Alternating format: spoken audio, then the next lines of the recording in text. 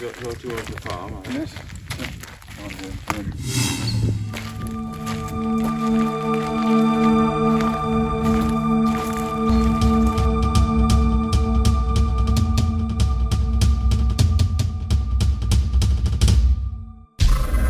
This was in the transition period between ladders and SRT, and some people had actually got the bit between their teeth on SRT, and ropes were happening. It was the way forward. It all seemed very exciting, and for some reason, maybe some of the sort of the older, more traditional members were actually sort of reluctant to let go of that.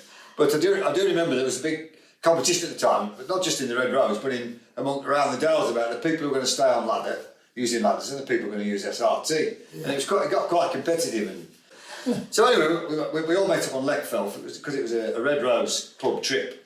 Yeah. And we met up there, and we were surprised to see you there because it was an SRT trip down Lost Johns.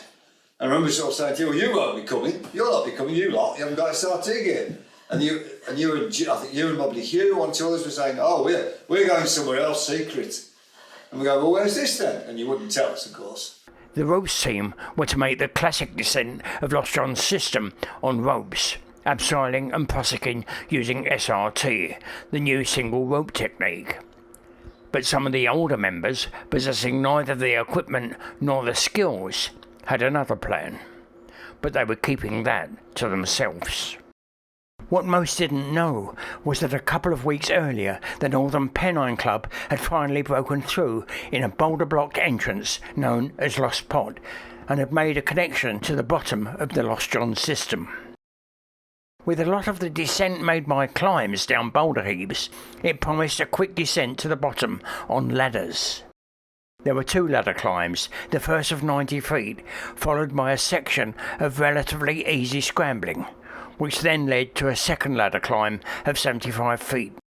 Apart from seeing these new discoveries, their secret plan was to beat the rope team to the bottom.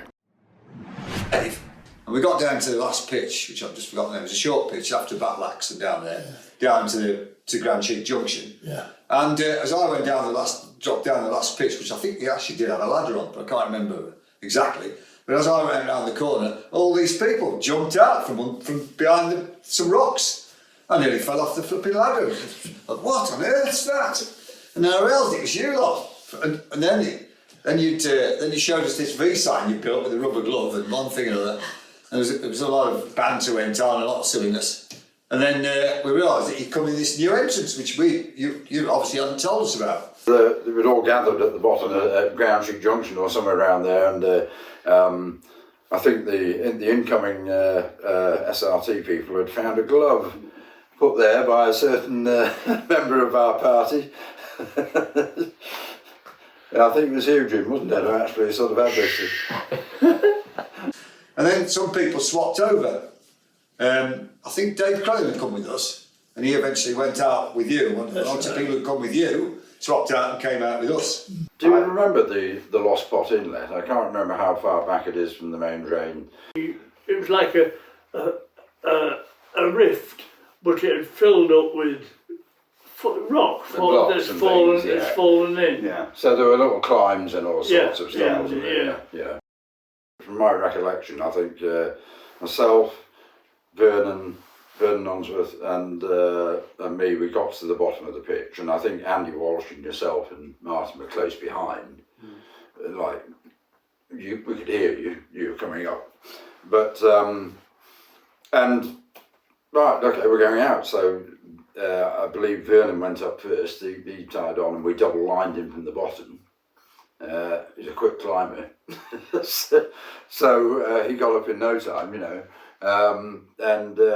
and threw the line down again. And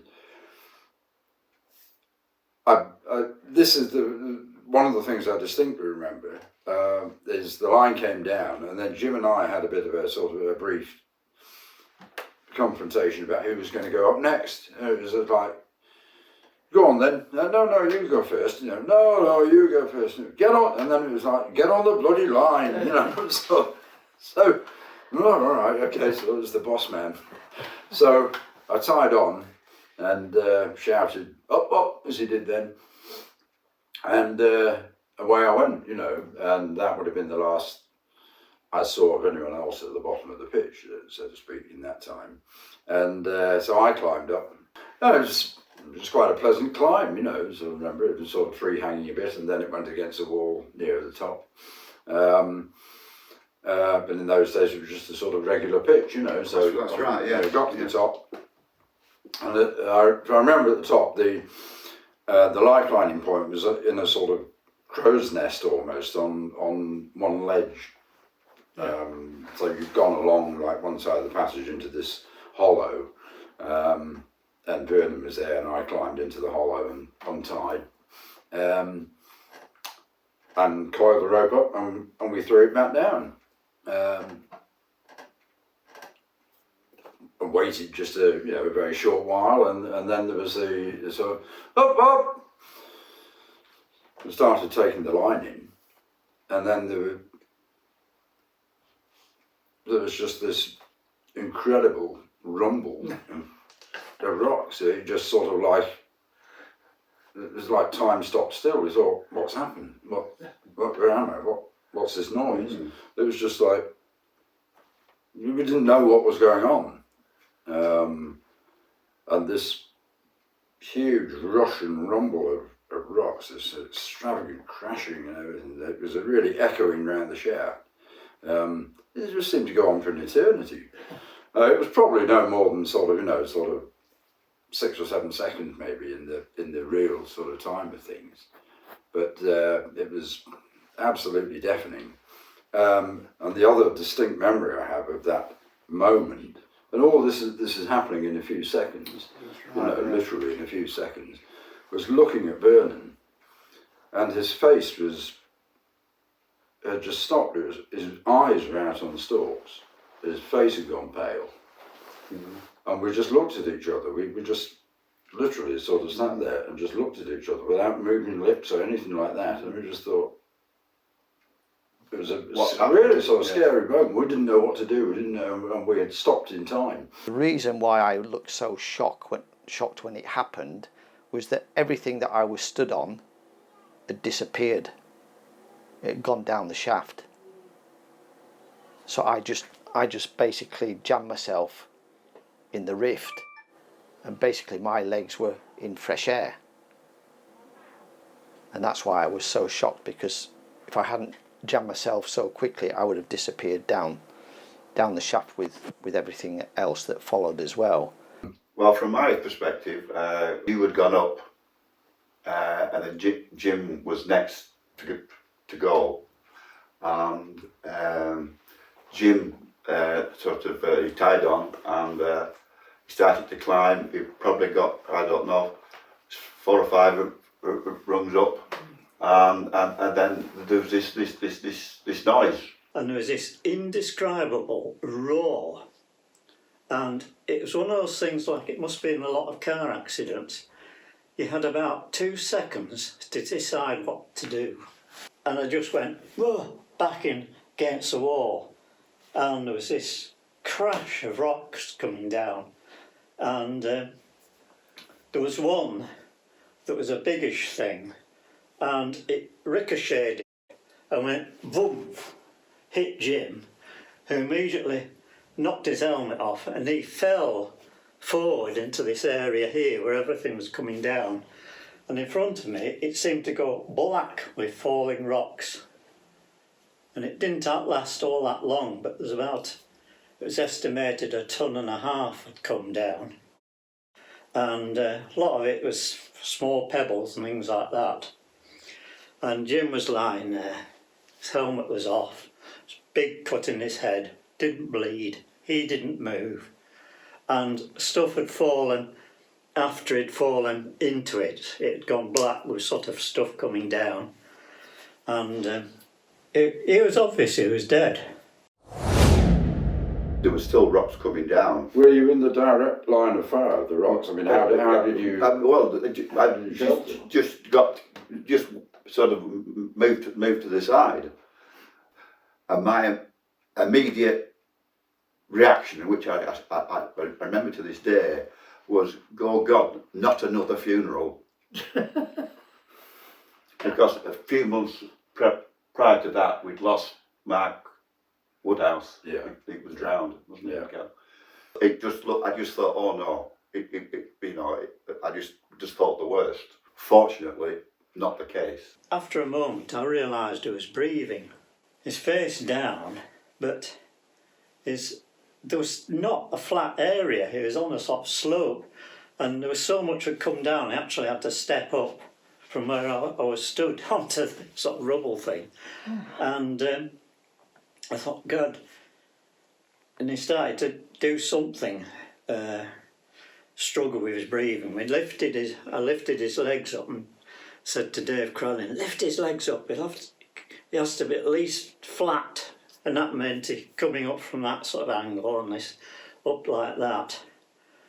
I thought, oh God, he was breathing all right, sort of, Realised that we had to move him because because there was rocks were still coming down and he was in danger of getting injured further, and they moved him down the slope, and then we actually managed to get Jim under a ledge. What struck me at the time was after Vernon and I came to, we actually eventually thought, my God, what's happened? And we actually shouted down to sort of say, oh, you okay? Because knowing that you were all at the bottom and then hearing this cataclysmic sort of collapse, the unspoken thought between us was that they've all bought it. Right. Yeah. So at first there was no reply, and we looked at each other again in this horrified sort of fashion, thinking that they're all dead, or something like that. It really was that thought, and we were still looking at each other with this unbelievable sort of look on our faces. I think it was. And then eventually this faint voice sort of floated up. I think it was Andy. And I shouted up, said, get a doctor and the cave rescue straight off, quick as you can. And I eventually got a sort of reply from somebody.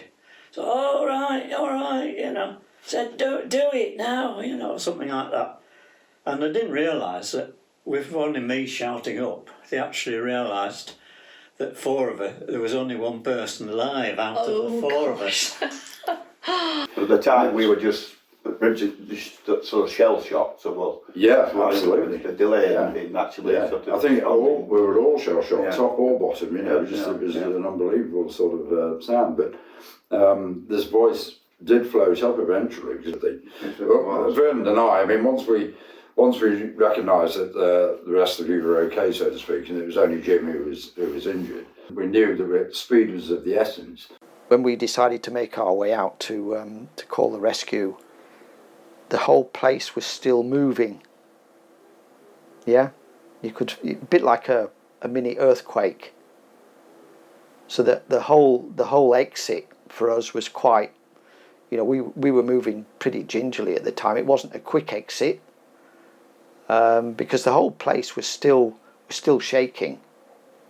So we got out and ran back to the car, and at that time I worked for Pi Telecommunications, and as I said earlier, I had this car which had all these aerials on because I had different kind of radio sets in it, and one of those was actually the very earliest incarnation of the mobile phone, which was a large brick radio telephone. Yeah, that's right. And they cost about £3,500 back in that day. And obviously, not an awful lot of people knew about Lost Spot at that time. But I think the controller who we spoke to was actually aware that the Northern Pennine Club had actually sort of been working on this thing, and fortunately, he was therefore able to get hold of Gordon Batty, who was the lead digger, if you like, on that particular project, and the team who had done it. And they turned out straight away, together with the regular rescue team. Jim, having been a rescuer on many previous cave rescues, including the notorious Mossdale tragedy, now desperately needed rescuing himself. So on that night I got a call that this rescue had happened, and I was told it was Jim that was injured, and all I knew there was that Lost Pot which as far as I was concerned at that stage was a dig. So I went up with the CRO, and I was there with the first team that went down. We waited nervously on the fell, but then eventually the flashing lights were seen coming up the lane, and we knew that it was all going to get started. And we were anxious that it did, you know. I mean, we didn't know what state Jim was in. You talk about him being semi-conscious, but we didn't know that at the time. So it could have been a sort of a near-death type of thing, and this was really, really important to get this moving quickly.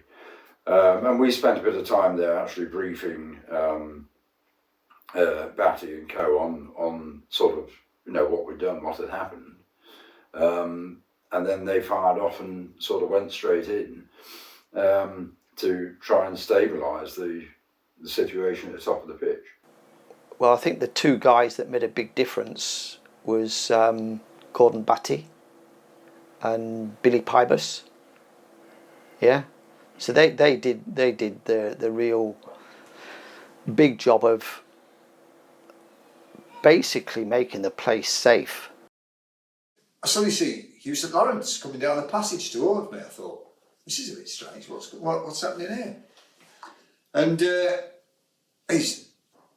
obviously he was quite upset. Actually, he seemed quite. I said, "What's the matter? What's the matter?" "Oh, there's been an accident. There's been an accident."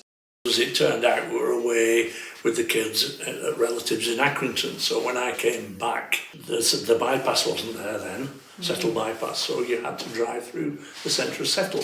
And the arrangements were that when there was a rescue happening, people, all sorts of people that were cavers and cave rescuers, were going backwards and forwards through Settle. So they hung a flag outside on the tree. So as I came through Settle, much to my surprise and shock, there's this flag hanging. I thought, oh shit. So of course my missus said, "What are you going to do?" I said, "I just parked on the pavement and rushed across the road to the police station." And of course it was all happening in there, and it was like, "Well, where the hell have you been?" You know. And I said, "Well, what's the problem?" "Oh, it's Jim Newton, and he's in Lost Pot, and he's been badly injured." And it was constricted. I wouldn't say it wasn't tight anywhere. It was constricted getting down, but it was obvious that they dug through a lot of loose rocks, and some had moved. And he went down a drop initially, which was tightish, but not difficult by itself. Then he went a little bit of a passage, and then he went down at a slight angle, probably 10 degrees to a drop, a big pitch, which was down into the bottom of Lost Pot. But the whole boulders there had collapsed after Jim had gone down, which had caused a problem. So not only was there loose rocks above and to the side, there's also loose rocks on the floor. And so then there was the question of, you know, what is the safest option? Well, the safest option would have said, "Well, sorry, Jim, we'll go out and leave you there." But there was absolutely no way they were going to bring him out of Lost John's. That was a no-no, because they wouldn't get him through the tube.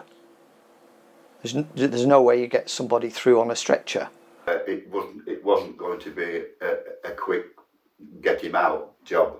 It was several hours. I don't remember, but I think the records said it happened about 5 o'clock, the incident, and it was like 8 o'clock-ish before they actually, you know, they were there to getting it made safe.